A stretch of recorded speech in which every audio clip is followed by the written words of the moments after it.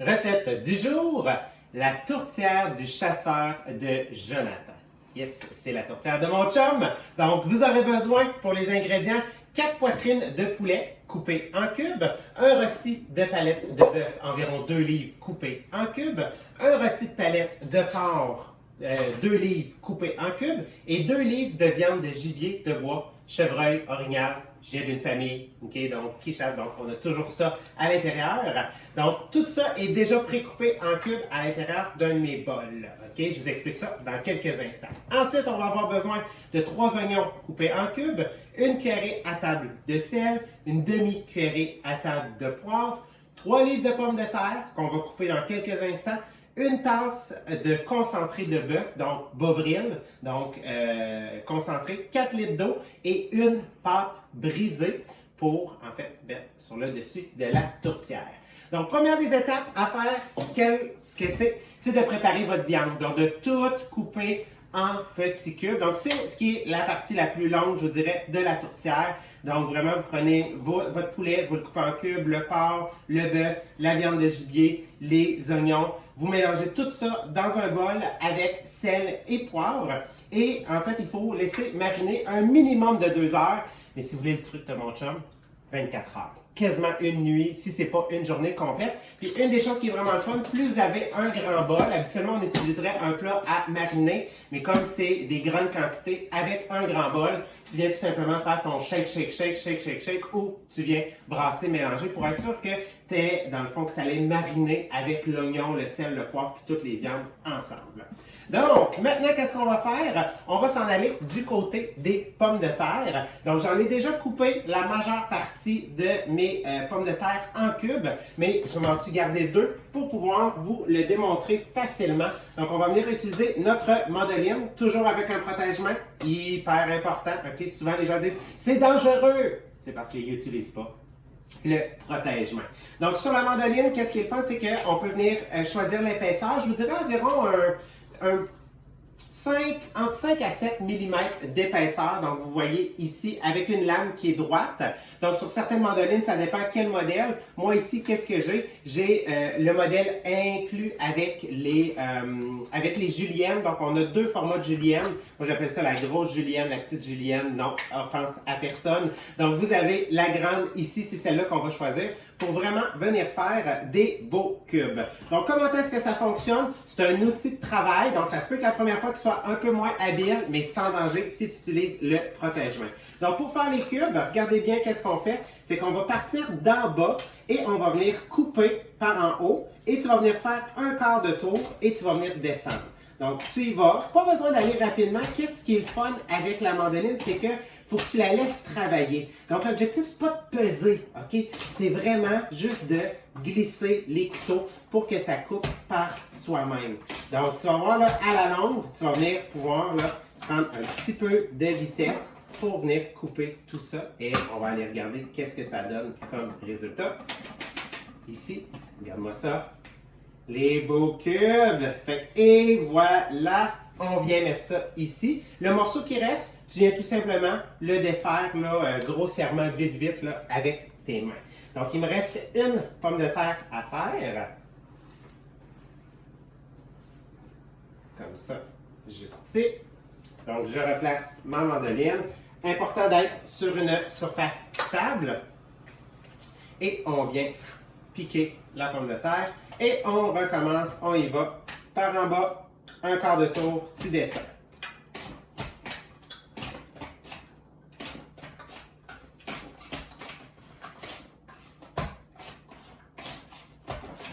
Oh. Je vais juste replacer ça. Comme ça. Yes! OK! Fait que j'ai enlevé le morceau. Et là, quand j'ai terminé, quelques coups, très important, viens refermer ta mandoline pour être sûr que tu ne tombes pas la main dessus et que tu coupes. On va tout simplement venir la mettre de côté à l'arrière ici. Et je viens remettre mes pommes de terre. Et là, qu'est-ce qui est important?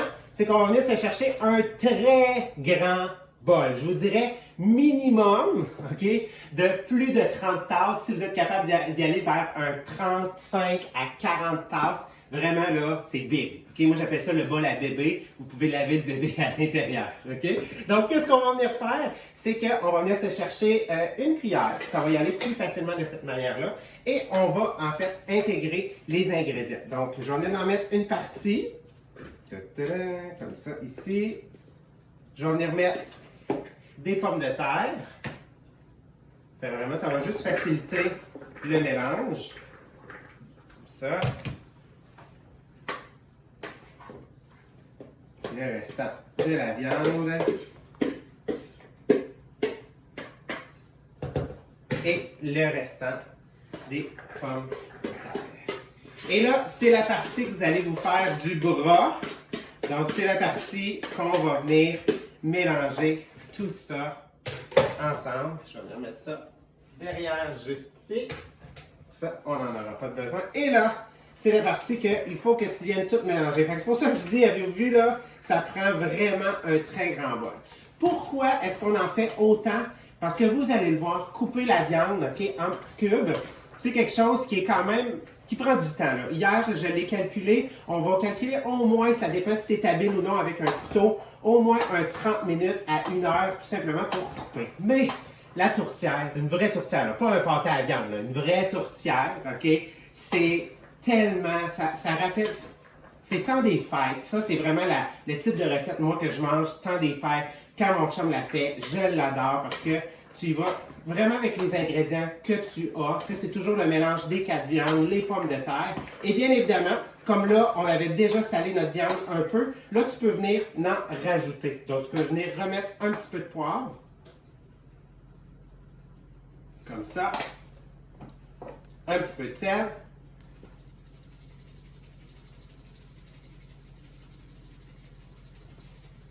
Et voilà. Et tu viens t'assurer de bien mélanger.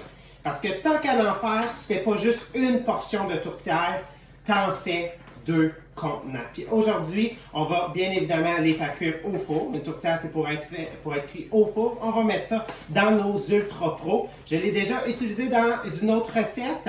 Donc tout à l'heure, j'ai fait des cuisses de canard. Donc c'est le même type de plat que vous allez pouvoir utiliser. C'est ce qu'on appelle notre plat à lasagne, mais vous n'êtes pas obligé de faire juste de la lasagne à l'intérieur.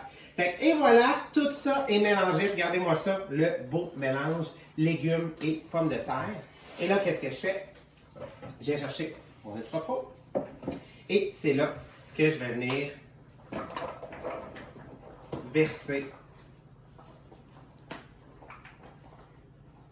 le contenu à l'intérieur. Donc, comme je l'ai dit, ça va nous donner 2 portions quand même complètes de plat à lasagne comme ça. C'est plus de 3 litres quand même. Donc bref, tu sais, oui, je veux en mettre. Je pourrais en rajouter un tout petit peu. Comme ça, juste ici. Parce que je vais avoir besoin de mettre aussi ma pâte brisée. Donc, dans une autre vidéo, je vous ai fait la pâte brisée. Pâte brisée, c'est le même type de pâte pour toutes les tartes, ces choses-là. Donc, c'est vraiment là, le même type de pâte qu'on va pouvoir faire. Fait que regardez, j'ai mon mélange. Je le mets de côté. Je vais venir chercher ma pâte brisée que j'ai cuisinée dans une autre vidéo. Donc, on l'a laissé refroidir au frigo environ un minimum d'un 30 minutes. C'est 30 minutes à 60 minutes. Et là, qu'est-ce qu'on va faire? C'est qu'on va venir la rouler tout simplement là avec un peu de farine. Donc, on vient tout simplement là se mettre un petit peu de farine sur le comptoir. Et là, si elle est trop froide, ok, que vous sentez qu'elle a de la difficulté à se manipuler, vous faites juste jouer un tout petit peu ok, avec les mains. Dans le fond, vous venez l'écraser tout simplement pour y donner, là, dans le fond, c'est comme pour réchauffer le beurre. C'est à ça que ça va servir. Donc, on va venir y donner une forme.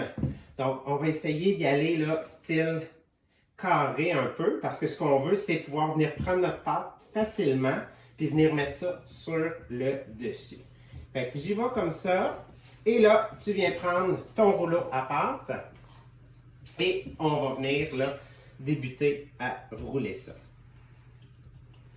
Fait que quelques coups dans un sens, tu la twistes un peu, quelques coups dans l'autre sens, puis tant et aussi longtemps que tu es capable de la twister sans, en fait, la briser, tu viens le faire, puis tu viens rouler ça.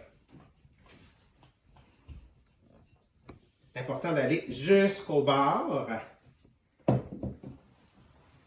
Et voilà, je colle un petit peu.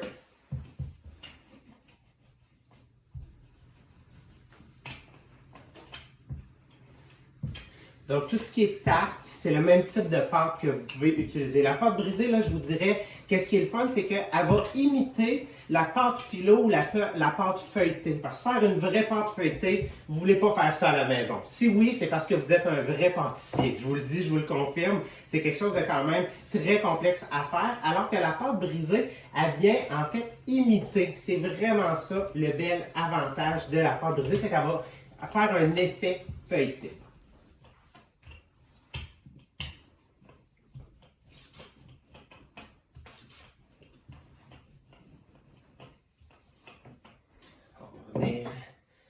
Change encore un peu, comme ça.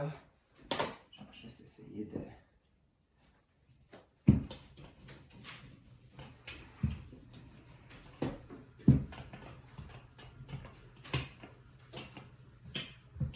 Pourrais-tu faire des tartes ou quelque chose comme ça avec ça? Oui, absolument. Donc, tous les types de tartes au complet. Habituellement, là, la quantité qu'on a faite, la recette qu'on a faite dans une autre vidéo, ça va vous donner 2 abaisses, ce qui veut dire que tu peux faire une tarte facilement. Donc, ton fond de tarte et ton dessus de tarte. Ou si ça dépend, tu sais, il y a des gens qui mettent pas là, le dessus là, de la tarte. Là. Donc, à ce moment-là, ça va vous donner 2 fonds de tarte. Puis, qu'est-ce qui est le fun, c'est que la pâte brisée, ça se congèle extrêmement bien. Donc, vous pouvez en préparer d'avance et congeler. Puis, qu'est-ce qui est le fun, c'est que ça va réchauffer très rapidement parce qu'en bout de ligne, c'est de la farine puis du beurre. C'est tout ce qu'il y a à l'intérieur. Donc là, on vient voir, on vient mettre notre Ultra Pro. Il en manque un petit peu. Donc, on va essayer d'y donner un peu de largeur sans la briser trop. C'est pas grave si c'est pas parfait, ok? Parce que ça va cuire pendant un méchant bout. Une tourtière, on va parler environ de 4 à 6 heures de cuisson. Donc c'est pour ça qu'on dit que quand t'en fais plus qu'une, ok? Tu fais pas juste ça, tu cuisineras pas une tourtière un mercredi soir. Par contre, une tourtière que tu as cuisinée, que tu as congelée, que tu remanges plus tard, oh my God! Sérieux, ça rappelle le temps des fêtes. Fait que je pense que ça, c'est pas pire. On va regarder. Ouais, ça me semble bien. Donc là, ce qu'on va faire, c'est qu'on va essayer de ne pas la briser. On vient la plier en deux. Je vais remettre une partie là. Je vais le ramener devant la caméra pour vous le montrer. Et on va déplier comme ça. Et là, avec les doigts ou avec une fourchette ou une cuillère, qu'est-ce que tu fais? C'est que tu veux venir rentrer ça ici à l'intérieur. C'est ça qui va former ta genre de croûte. Il y en a qui vont essayer vraiment de le rentrer. Dans la tourtière traditionnelle, je crois, du lac Saint-Jean, je ne suis pas de là. Okay? Puis là, je sais qu'il y en a qui disent c'est du lac, c'est du Saguenay, ok? Mais dans la tourtière traditionnelle, habituellement, dans le fond, il y a aussi de la pâte. Moi, mon chum, il n'en met pas, il trouve que ça devient trop mouillasseux. Fait qu'à ce moment-là, c'est vraiment vous, ok, qui allez décider de comment est-ce que vous allez là, la faire. Fait que moi, je vais y aller comme ça. On vient placer vite. Regardez-moi ça, c'est super beau. J'adore, sérieux, j'ai déjà hâte d'y goûter. Et qu'est-ce qui est important? C'est que tu prennes un couteau et il faut que tu viennes, ok? Donc, tu peux venir faire quelques trous sur le rebord ici. Donc, juste une incision pour ouvrir. Mais qu'est-ce qui est important? C'est que dans le centre, viens faire vraiment un carré, une ouverture. OK? Je t'explique pourquoi. Parce que là, il faut qu'il y ait du jus pour que ça cuise. OK? Donc, on va juste là, mettre ça sur le côté. Pourquoi? Parce que là, on veut vraiment que, comme ça va cuire tellement longtemps, on veut que ça ait un aspect mijoté un peu aussi. Fait que qu'est-ce que je fais? C'est que je viens prendre du bouillon de bœuf. Donc, vous le savez, c'est le concentré que je vous ai mentionné tout à l'heure. Si vous avez un vrai bouillon de bœuf, allez-y avec ça. Sinon, on y va avec du Beauvril, du concentré qu'on vient diluer dans de l'eau. On essaie d'éviter le bouillon en poudre. C'est bourré de sel, il y a vraiment trop de quantité de sel. Et là, qu'est-ce qu'il faut que tu fasses? Là, la première shot, vu qu'il y en a beaucoup, c'est toujours la plus difficile, mais tranquillement, OK? Donc, ouais, j'ai peut-être pas le bon outil, hein, moi. Ça, c'est genre mon Un style. mélangeur rapide, ça aurait été parfait. Ça avait été parfait. On a-tu un mélange rapide proche? Ta, ta, ta. Je pense qu'il y en a un sur la table là-bas. Ne faites pas ça à la maison. Ne faites pas ça à la maison. Mais c'est pas grave, s'il y a un petit peu de liquide sur le dessus, ça va tellement cuire longtemps que ça va être correct quand même. Donc, j'ai versé une partie de mon bouillon.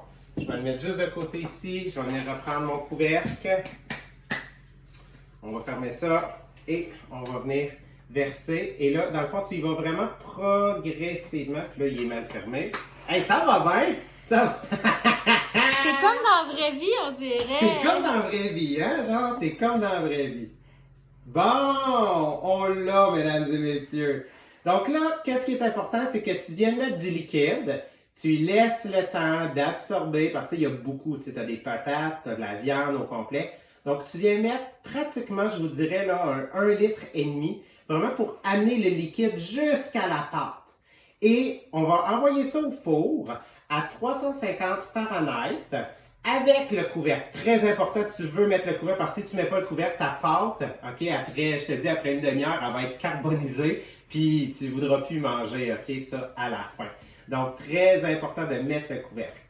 Et à chaque heure, tu vas venir vérifier et tu vas venir rajouter du liquide. Donc, c'est au moins un 4 heures de cuisson. Si tu es capable d'aller à 6, vas-y, ça va mijoter encore plus. Les pommes de terre vont vraiment absorber le goût. Les viandes vont vraiment aussi développer toute leur saveur. Donc là, si je regarde ça, je pense qu'on n'est pas pire. Yes, on n'est pas pire. Je vois vraiment que mon liquide est jusqu'au bord. Fait que j'ai ça comme ça. J'allais prendre mon couvercle, j'allais le mettre par-dessus et on va envoyer ça au four pendant, comme je disais, 4 à 6 heures. Tu viens le vérifier à toutes les heures. Tu viens t'assurer que tu as assez de bouillon. Tu viens reverser du bouillon. Utilise un contenant plus petit pour que ça aille mieux et tu le remets au four. Bref, ça va envahir vraiment la maison avec une super de belle odeur. Ça donne facilement un 6 portions. Si vous êtes en style buffet, à ce moment-là, on peut aller jusqu'à un 8 portions à l'intérieur d'un contenant de format lasagne comme celui-là. Merci tout le monde!